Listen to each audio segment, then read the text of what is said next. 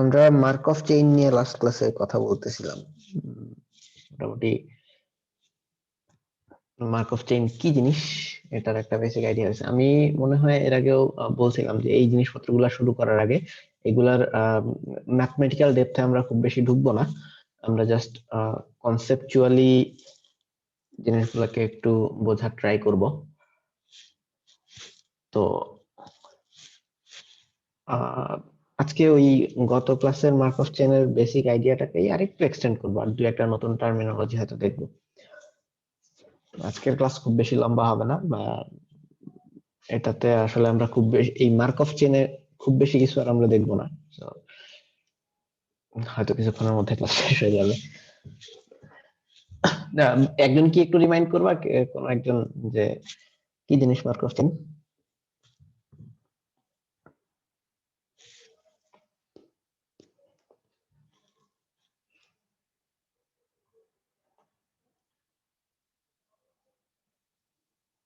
কারো মনে নেই?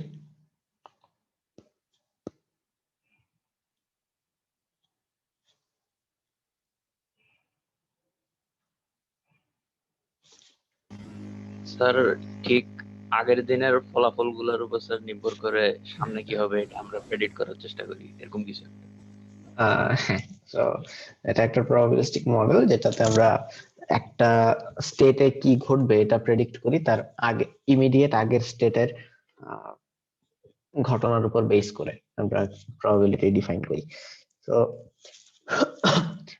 একেবারে বেসিক্যালি মার্কভ চেইনের ডেফিনেশনটা হচ্ছে এরকম। তো এটাকে একটু, এই কনসেপ্টটাকে কাজে লাগিয়ে একটু ডেফিনেশনটা আমরা এক্সটেন্ড করতে পারি এভাবে, যে আমরা এর আগে বলতেছিলাম যে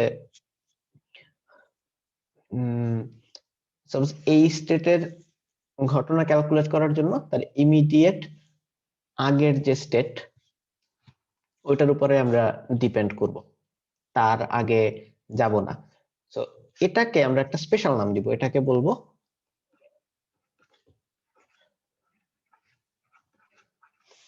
ফার্স্ট ডিগ্রি মার্কভ চেইন বা মার্কভ মডেল।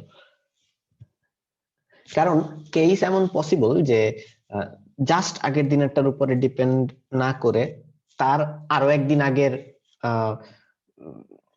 ঘটনার উপর ডিপেন্ড করতে পারে। যদি এমন হয় জিনিসটা যে এটা হিসাব করতে তার ইমিডিয়েট আগেরটা এবং তারও আগেরটা, এই দুইটার ইনফরমেশন একই সাথে লাগে, তখন এটাকে আমরা বলবো সেকেন্ড ডিগ্রি মার্কভ চেইন। তো তোমাকে যদি বলে ডিরেক্টলি মার্কভ চেইন ডিফাইন করো, মার্কভ চেইনের কনসেপ্টটা অ্যাকচুয়ালি জাস্ট আগের দিনের উপরে বা আগের স্টেটের উপরে ডিপেন্ডেন্ট, বাট এটাকে একটু মডিফাই করে নতুন এক দুইটা নাম দিয়ে, আসলে যেহেতু মার্কভ চেইনের কনসেপ্ট এমন আগের স্টেটের উপরে ডিপেন্ড করা হয়, আগের ইমিডিয়েট আগেরটা এবং তারও আগের আরো এক দুইটাও যদি তুমি অ্যাড করতে চাও, জাস্ট একটা করে ডিগ্রি বাড়ায় দিবা আর কি। তো এটা নিয়ে আমরা খুব বেশি ঝামেলা না করি,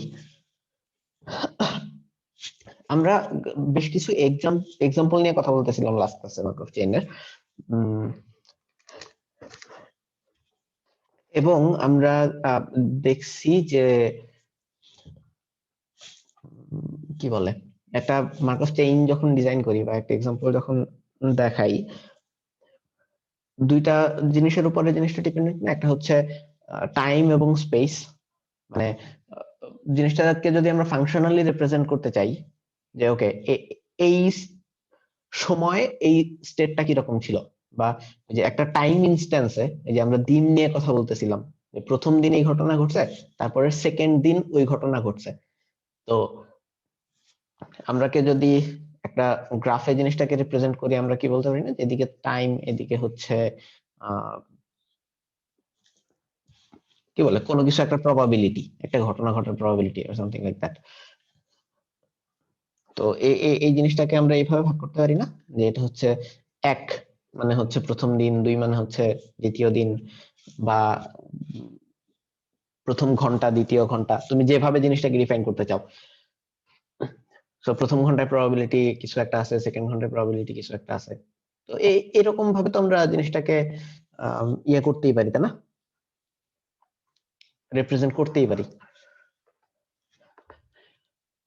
তো এভাবে যখন জিনিসটাকে আমরা রিপ্রেজেন্ট করতে যাই তখন আসলে মার্কভ চেইনকে এটার যে প্যারামিটার গুলি আছে, এই যে এটা একটাকে যদি বলি টাইম, একটাকে যদি বলি প্রবাবিলিটি অর ঘটনা অর স্টেট স্পেস যেটাকে আমরা বলি, এটার উপরে ডিপেন্ড করে কয়েকটা ভাগে আসলে ক্লাসিফাই করা যায় জিনিসটাকে। ধরো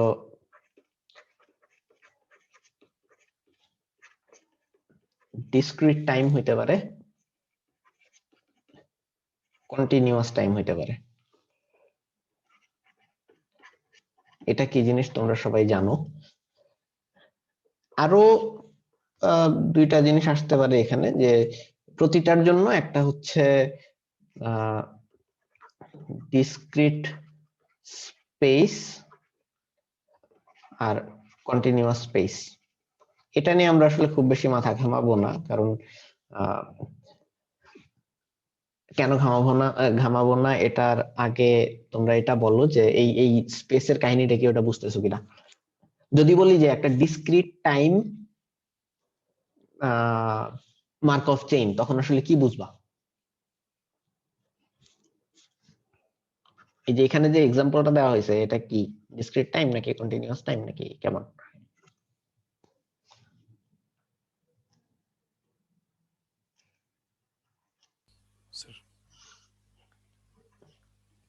হ্যাঁ, এটা কি কন্টিনিউয়াস? Discrete sir. এখন ডিসক্রিট। ওকে, তো এখানে আমরা যেটা বলছি যে এই এক নাম্বার, ধরো দিন, ইউনিটটা কি ডাজন্ট ম্যাটার আসলে, এক নাম্বার দিনে কিছু একটা পাওয়া গেছে এরকম, 2 নাম্বার দিনে কিছু একটা পাওয়া গেছে এরকম, 3 নাম্বার দিনে কিছু একটা এরকম। সো টাইমটা কিন্তু এখানে ডিসক্রিট, বা আমরা যদি ঘন্টা হিসেবে বলি 1 নাম্বার ঘন্টা, 2 নাম্বার ঘন্টা, 3 নাম্বার ঘন্টা, এই যে এর মাঝখানে ইন্টারভালে কিন্তু কোনো কিছু নাই, এই ইন্টারভাল গুলাতে কোনো কিছু নাই, খালি। তো এই সব জিনিসপত্র হচ্ছে ডিসক্রিট টাইম। তাহলে কন্টিনিউয়াস টাইম কিরকম হবে? যে প্রত্যেকটা টাইমে স্যার কোনো না কিছু একটা কোনো হবে। ভ্যালু। হ্যাঁ, তো এবার একটু বলতো যে ডিসক্রিট স্পেস আর কন্টিনিউয়াস স্পেস এই জিনিসটা কি বোঝায়?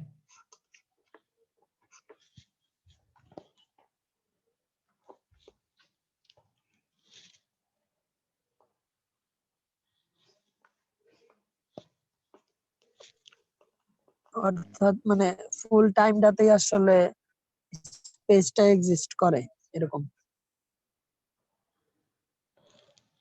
ফুল টাইমটাতে স্পেসটা এক্সিস্ট করে, এটার মানে কি?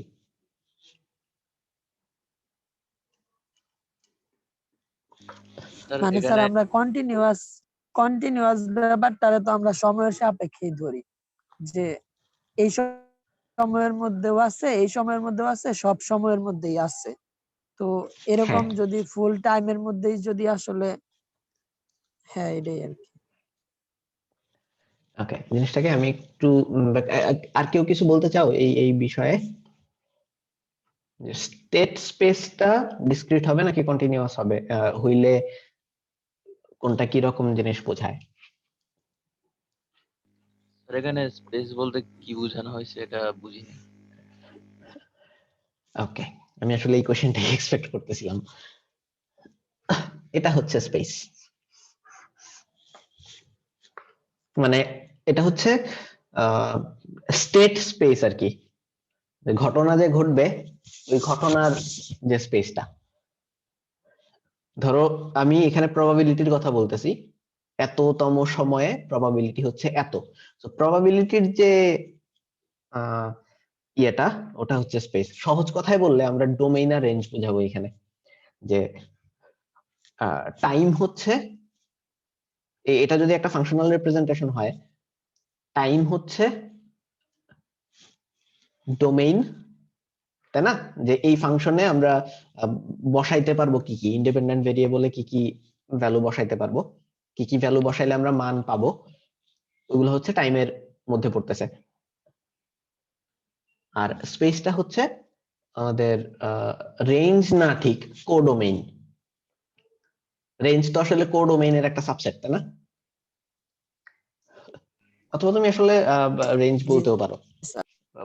মানে আইডিয়াটা হচ্ছে এরকম যে এই যে আমি বলতেছি যে 1 নাম্বার দিনে প্রবাবিলিটি হচ্ছে এটা, বা 2 নাম্বার দিনের প্রবাবিলিটি হচ্ছে এটা। So, এই প্রবাবিলিটি গুলা কোন কোন ভ্যালু নিতেছে।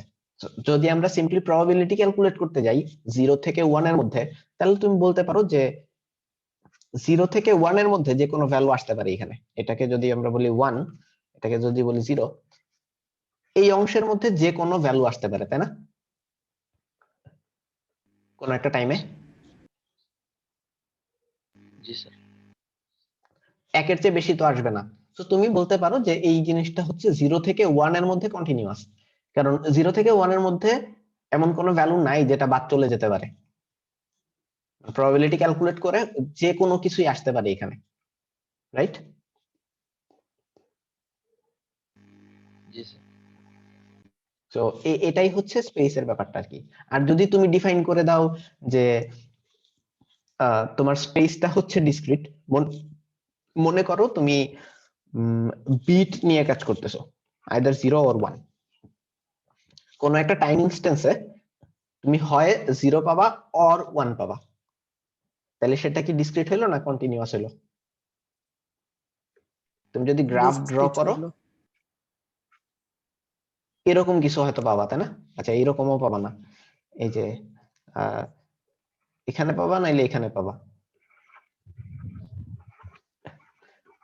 এর মাঝখানের কোনো ভ্যালু কিন্তু তুমি পাবা না, আইদার 0 পাবা অর 1 পাবা। সো এখানে এই স্পেসটা হচ্ছে ডিসক্রিট। সো আউটকাম নিয়ে আমরা আপাতত চিন্তা করতেছি না, ধরে নিতেছি আউটকাম যেহেতু প্রবাবিলিটির হিসাব, ধরে নিতেছি আউটকাম হচ্ছে কন্টিনিউয়াস। সো এই সাইডটাকে বাদ দিয়ে এটাকে আমরা একদম বাদই রাখতেছি। বাদ রেখে আমরা টাইমটাকে নিয়ে আরেকটু কথাবার্তা বলবো, ডিসক্রিট টাইম এবং কন্টিনিউয়াস টাইম। সো মার্কভ চেইনের এখনো পর্যন্ত যতগুলো এক্সাম্পল দেখছি, ম্যাক্সিমামই কি মনে হয়েছে, ডিসক্রিট টাইম নাকি কন্টিনিউয়াস টাইম?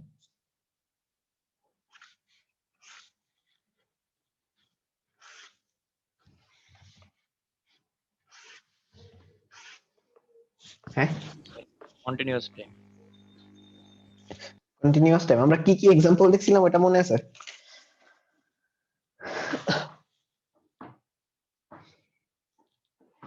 যাক, আমার আসলে মনে নাই সবগুলো এক্সাম্পল, বাট ওই যে একটা এক্সাম্পল মনে দিয়েছিলাম এরকম, স্যার ওই একটা ক্যান্টিন খাবার সার্ভ করে প্রথম দিন, দ্বিতীয় দিন, তৃতীয় দিন,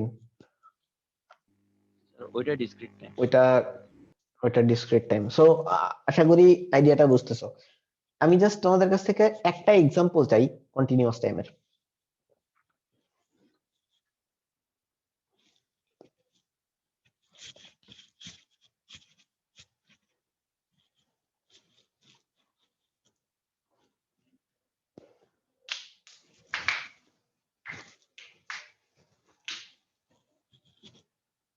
বলতে পারবা কেউ?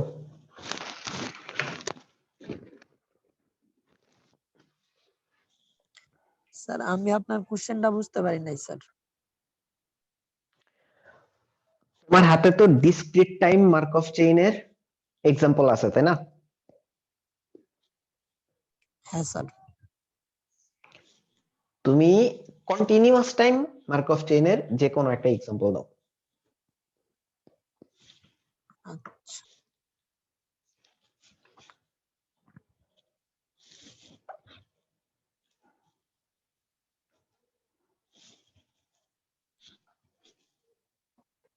স্যার, এটা হইতে পারে যে মানে ফুল মানে সূর্যের চারদিকে যে পৃথিবী ঘুরতেছে, তো এটা একটা উদাহরণ হইতে পারে যে কোন সময়ে কোন জায়গার মধ্যে আছে। ওকে ওকে, দ্যাটস এ গুড এক্সাম্পল। সে কোনো না কোনো সময় কোনো না কোনো জায়গাতে তো আছেই, তাই না? তো তুমি যদি জায়গাটাকে কোনো একটা নাম্বার টাইপের কিছু একটা দিয়ে ডিফাইন করতে পারো, সাপোজ কোনো কিছু একটা থেকে ডিস্টেন্স তুমি ধরলা যে এত ডিস্টেন্স আছে সূর্য অমুক পজিশন থেকে এই টাইমে, তো প্রত্যেক টাইমেই তো তুমি সূর্যের কোনো না কোনো একটা পজিশন পাবা, তাই না? তো হ্যাঁ, এটা এটা একটা ভালো এক্সাম্পল। আর কেউ কিছু বলতে পারবা?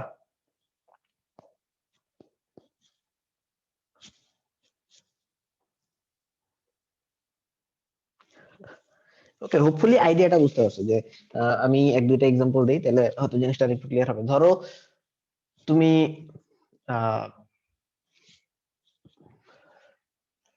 মানুষের বা কোনো একটা পপুলেশনের, নট নেসেসারিলি মানুষ, কোনো একটা পপুলেশনের ডেটা নিয়ে কাজ করতেছো, যে অমুক সময়ে কতজন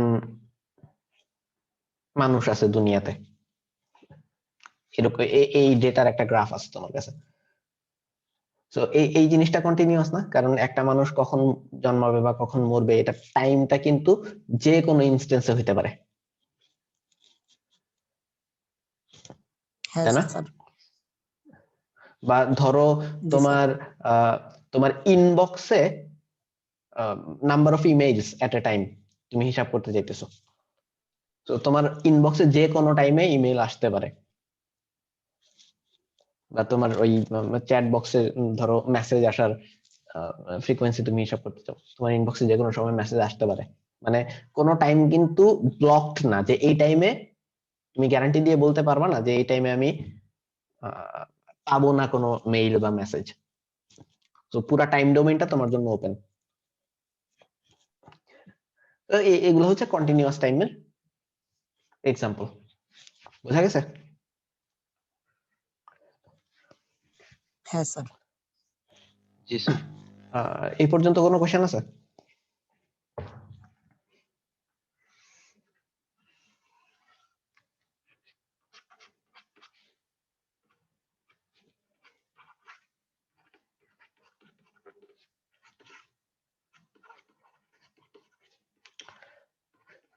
একটা পপুলার প্রসেস আছে মার্কভ চেইন রিলেটেড, যেটাকে বলে বার্থ ডেথ প্রসেস। এটার আইডিয়াটা হচ্ছে এরকম, ধরো আমরা যদি ওই ট্রানজিশন ডায়াগ্রামটা ড্র করতে চাই মার্কভ চেইনের, ট্রানজিশন ডায়াগ্রাম কি আশা করি মনে আছে? এটা একটা স্টেট, এটা ধরো 1 নাম্বার স্টেট, 2 নাম্বার স্টেট, 3, 4, 5, তারপরে মনে করো n-1, n সংখ্যক স্টেট আছে মনে করো। এটা ট্রানজিশন ডায়াগ্রামটা হবে এইরকম।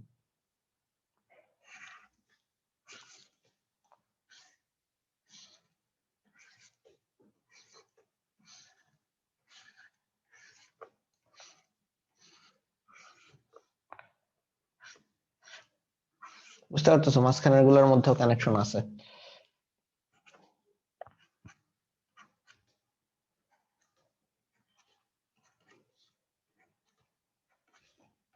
কি বুঝলা এটা দিয়ে?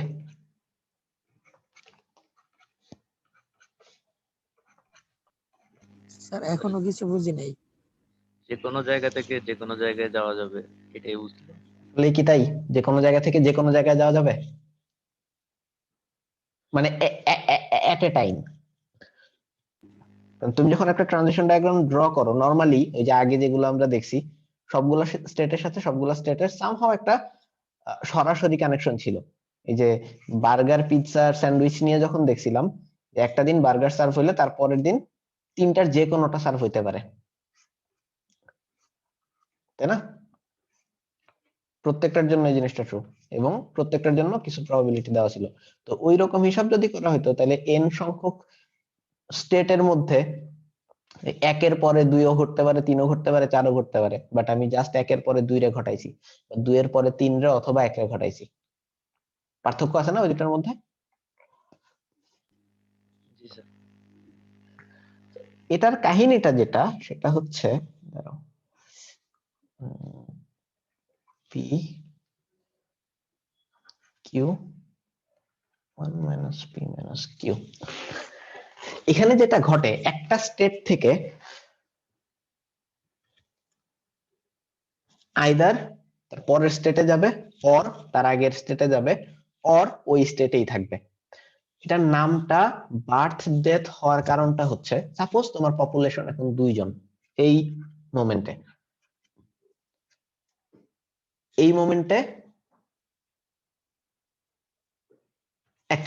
একটা মানুষ জন্মানোর প্রবাবিলিটি দেওয়া আছে পি, একটা মানুষ মারা যাওয়ার প্রবাবিলিটি দেওয়া আছে কিউ, আর ওই মোমেন্টে কিছুই না হওয়ার প্রবাবিলিটি তাহলে কত? 1 এত। minus p minus সো 2 জন থেকে ওই মোমেন্টে নতুন একজন যদি জন্মায় তাহলে কোন স্টেটে যাবে? তার ইমিডিয়েট পরের স্টেটে।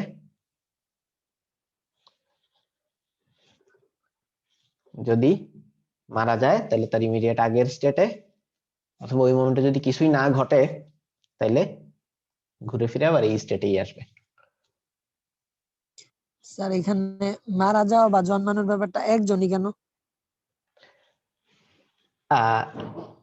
তুমি যদি একজন থেকে জিনিসটাকে বাড়াও বা কমাও, কনসেপ্টে কি খুব বেশি হেরফের হবে? দেখো তো, সাপোজ তুমি বলতেছো যে একটা টাইম ইনস্ট্যান্সে 10টা মানুষ জন্মাইছে,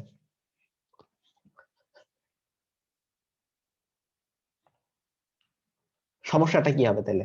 মানে আদৌ কোনো সমস্যা হবে কিনা? আমি এখানে লিখছি 1 2 3, 1 2 3 হচ্ছে আমি এখানে বুঝাইছি স্টেট নাম্বার।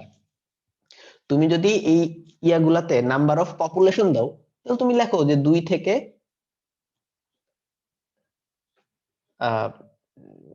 এটাকে বলে দাও 12, যে 10 জন মানুষ জন্মায় হচ্ছে পি প্রবাবিলিটিতে। এটা কিন্তু ম্যাটার করে না আসলে, যে একজনের প্রবাবিলিটি তুমি জানো ওই মোমেন্টে, তো 10 জনের জন্য প্রবাবিলিটি তুমি ক্যালকুলেট করতে পারবা, তত প্রবাবিলিটিতে এই স্টেটে আসে।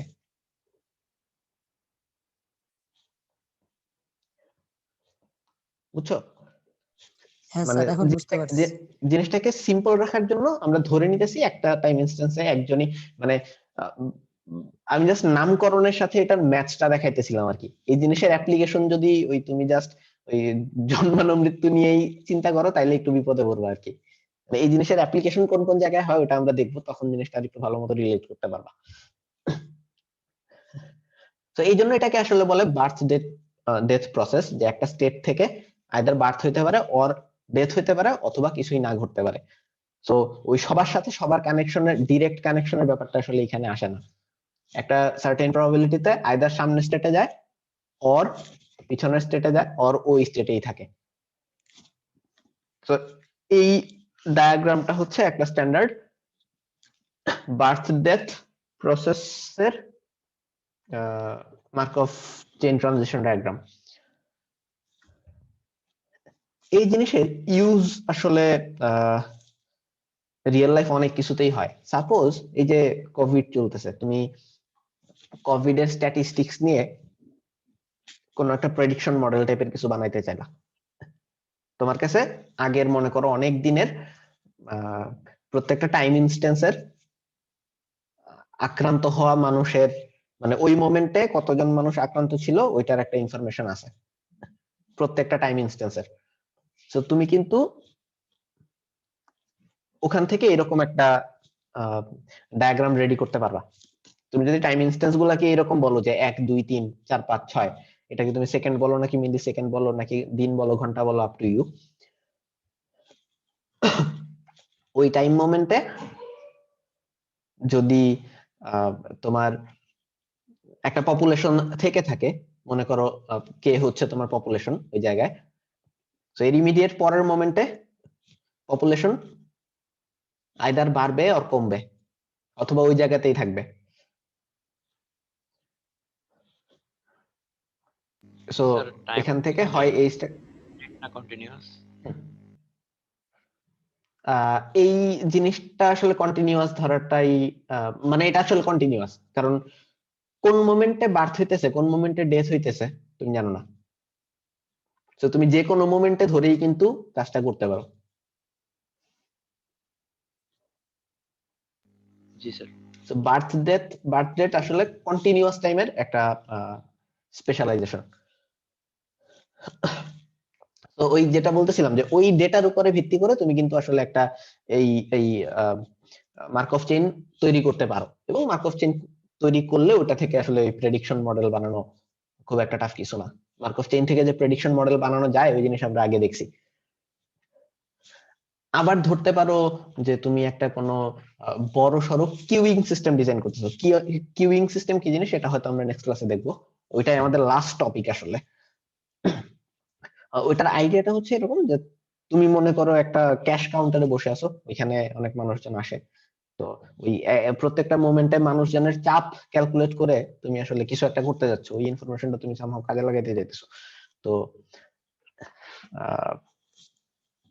ওখানেও ঘটনাটা অনেকটা এরকম যে একটা সার্টেন মোমেন্টে আইদার কিউতে নতুন একজন অ্যাড হবে, অর কিউ থেকে তুমি প্রসেস করে তারে বাইর করে দিবা, অর ওই মোমেন্টে তুমি কাজ করতেছিলা, কিউতে তেমন কোনো চেঞ্জ হয় নাই। সো কি বলে, এই সমস্ত ক্ষেত্রে আসলে এই বার্থ ডেথ প্রসেসটা খুব ভালো মতো কাজে লাগে আর কি। বোঝা গেছে? হ্যাঁ স্যার।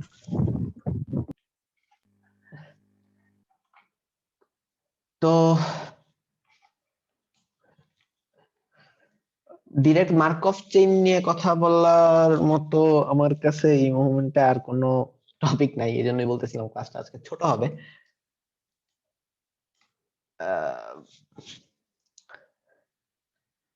এতটুকুই আজকে দেখানোর ইন্টেনশন ছিল আর কি। দেখো কোনো কোশ্চেন টোশ্চেন থাকলে বলতে পারো, নাহলে খুব বেশিক্ষণ টানবো না আজকে।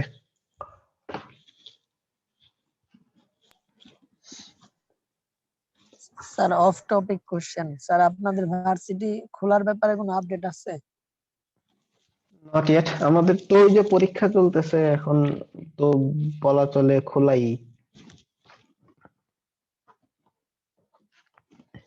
এই পরীক্ষার সিজন শেষ হইতে হইতে দেখবা যে ইয়ে চলে আসছে, এই ঈদের বন্ধ চলে আসছে, তারপরে এতদিনে হয়তো সরকারি ভাবে খুলে দেওয়ার ডিসিশন হইতে পারে।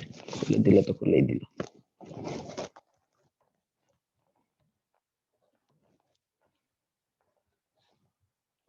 কেন, তোমাদের কি কোনো চিন্তা ভাবনা করতেছে নাকি?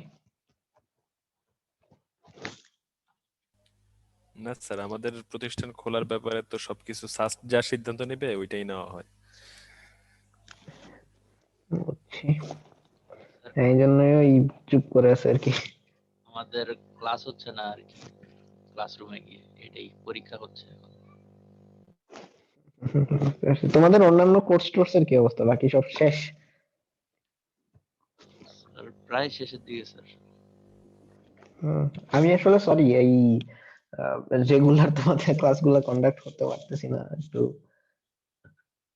ব্যস্ত সময় না যাইতেছে। স্যার, অসুবিধা নেই স্যার। তোমাদের ইয়ে মোটামুটি শেষই। আমাকে এরকম একটা ইনস্ট্রাকশনও দেওয়া হয়েছিল যে অ্যাটমোস্ট 25টার মতো ক্লাস নিতে বা 25 আওয়ার্স ক্লাস নিতে। So, ওই জিনিস চিন্তা করে আমি ওই আগে আগের দিকে আরো অনেক কিছু দেখানোর মতো ছিল, ওইসব জিনিসপত্র কিছু স্কিপ করে গেছিলাম। আমি চিন্তা করতেছিলাম যে মোটামুটি ভাবে দেখি টোটাল সিলেবাস টাচ করে যাইতে কিরকম টাইম লাগে, তারপরে অবস্থা বুঝে ডিসিশন নিব। তো টাইম তো দেখতেছি এটা মনে হয় 21 না 22 নাম্বার ক্লাস, তো টাইম আসলে শেষই হয়ে যাইতেছে।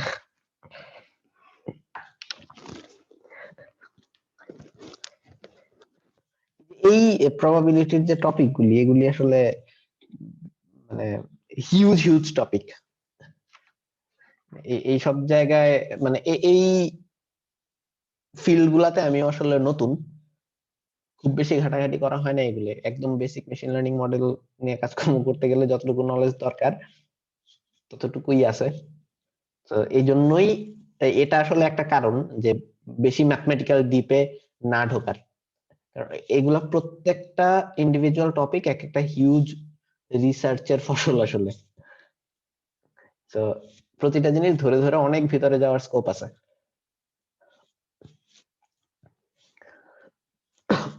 আমি চাইতেছি যাতে আহ, মানে ভবিষ্যতে যদি মেশিন লার্নিং নিয়ে কাজ করতে যাও এবং আগে পরে মেশিন লার্নিং নিয়ে কিছু কাজকর্ম করতেই হবে, তখন এই টার্ম গুলা শুনলে যাতে অন্তত পরিচিত মনে হয় এবং তখন ঘাটাঘাটি করে নিজেরা দেখে নিতে পারো। এটাই আসলে পারপাস। স্যার প্রবাবিলিটি কি আমাদের লাস্ট টপিক হবে? হুম, মানে এই জিনিসটা বলছিলাম না প্রথম দিকে যে দুইটা পার্টে ভাগ করা, একটা হচ্ছে কংক্রিট ম্যাথমেটিক্স আর একটা হচ্ছে প্রবাবিলিটি।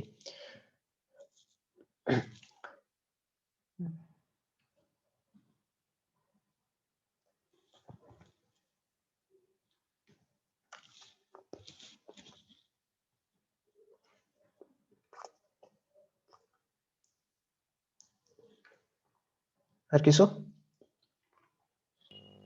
স্যার প্রবাবিলিটির উপর স্যার একটা প্রবলেম আছে, এমন যে কুপন কালেক্টরস প্রবলেম, এটা কি আপনি দেখাইছেন বা দেখাবেন সামনে? কুপন কালেক্টরস নামে তো জিনিসটা পরিচিত মনে হইতেছে না, প্রবলেমটা কি? স্যার প্রবলেমটা এমন যে আগে স্যার এরকম থাকতো না যে চিপসের ভিতরে কিছু টয় থাকতো আর কি, তো হুম, অনেকে এরকম কম্পিটিশন করতো কে কয়টা নিতে পারে। তো স্যার এরকম জিনিসটা যে 100টা ডিফারেন্ট ডিফারেন্ট এরকম টয় আছে, আমাকে সবগুলা 100টার মধ্যে 100টা ডিস্টিংক্ট টাইপ পাইতে হবে। তো স্যার ওইটা নেওয়ার জন্য আমার সর্বোচ্চ মিনিমাম মানে এক্সপেক্টেড নাম্বার অফ চিপস কতগুলা কিনতে হবে নাকি? হ্যাঁ, এক্সপেক্টেড নাম্বার অফ চিপস। ওকে, মানে এটা কি তুমি কোনো অনলাইন জায়গায় পাইছো? হ্যাঁ স্যার। করতে পারছো? না স্যার, এটা পারি নাই। তারপর এটা দেখছি যে এটার এইটা আমাকে জানতে হবে, তো এটার প্রুফে গেলাম, কিন্তু প্রুফটা বুঝলাম না আর কি, এটা কেন কাজ করে। তাই জানতে সলিউশনটা কি বললা? সলিউশনটা কি বললা? সলিউশন বলি নাই তো স্যার। আচ্ছা আচ্ছা, না ওই যে তুমি কিসের প্রুফ জানি দেখতে গেলা? কুপন কালেক্টরস প্রবলেমের প্রুফ। আচ্ছা আচ্ছা, এটা একটা ইয়া প্রবলেম, ফেমাস প্রবলেম মনে হলো আর কি। হ্যাঁ, প্রবলেম স্টেটমেন্টটা শুনে এখন পরিচিত লাগছে, বাট ওই নামে চিনি না কি জিনিসটাকে।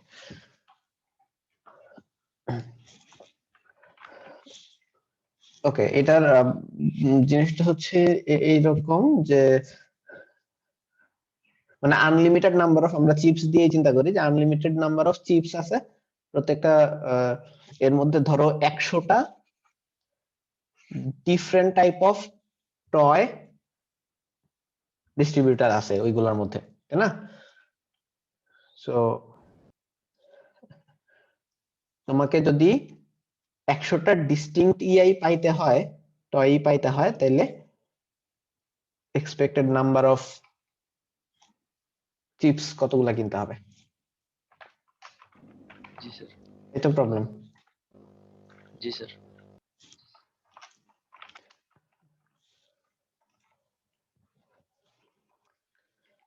ওকে, সো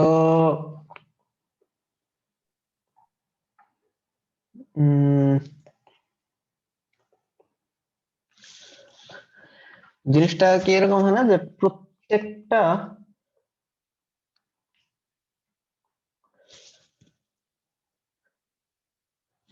টয়ের জন্য যদি আমরা এক্সপেক্টেড নাম্বার অফ বাইর করি, চিপস বাইর করি, উম, একটা পাইতে, টয় পাইতে, তো এরকম প্রত্যেকটার জন্য বাইর করে যোগ করে দিলে হয় না? জি স্যার। তাহলে এখন জিনিসটা দাঁড়ায় যে আহ, একটার জন্য কতগুলা লাগে নাকি? স্যার এটা তো বলা থাকা উচিত যে লিস্ট এতটার মধ্যে প্রত্যেক টাইপের একটা করে হইলেও থাকবো। এটা বলে থাকার কি কোনো দরকার আছে আসলে? কারণ এমন হইতে পারে তোমার কাছে আনলিমিটেড নাম্বার অফ চিপস আছে, তুমি প্রথম 1 কোটি বার 1 নম্বর চিপ টয়টা পাও নাই, 1 কোটি 1 নাম্বার বার গিয়ে প্রথম পাইছো, পসিবল না? হ্যাঁ স্যার, হইতে পারে এরকম। যদি স্যার এরকম না বলা থাকে তাহলে আপনি একটার জন্য ক্যালকুলেশনটা কেমনে করা যায়? হ্যাঁ, ওইটাই দেখতেছি যে আহ, তোমার কাছে 100টা চিপস আছে, মানে নাম্বার 100টা টয় আছে, সো তুমি প্রথমটা পাওয়ার প্রবাবিলিটি কত? 1/100। রাইট? জি স্যার। স্যার এটা কিভাবে? স্যার এরকমটাই কি হইব, মানে কারণ অনেকগুলাতে তো অনেক প্রথম চিপসের প্যাকেট এটা নাও থাকতে পারে। প্রথম ইয়াটাতে কি বলে, প্রথম চিপসটাতে তুমি কোনো না কোনো টয় পাবা, মানে প্রত্যেকটা চিপসে আসলে কোনো না কোনো টয় তুমি পাবাই।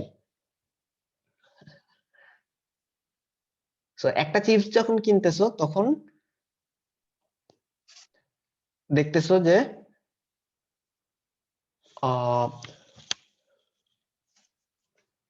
তখন কি হইতেছে, মানে তুমি সাপোজ 1 নাম্বার টয়টা পাইতে চাইতেছো, 1 নাম্বার টয়টা পাইতে চাইলে 1 নাম্বার টয়টা পাওয়ার প্রথমবার এটা পাওয়ার প্রবাবিলিটি কত? 1/100 না? জি স্যার।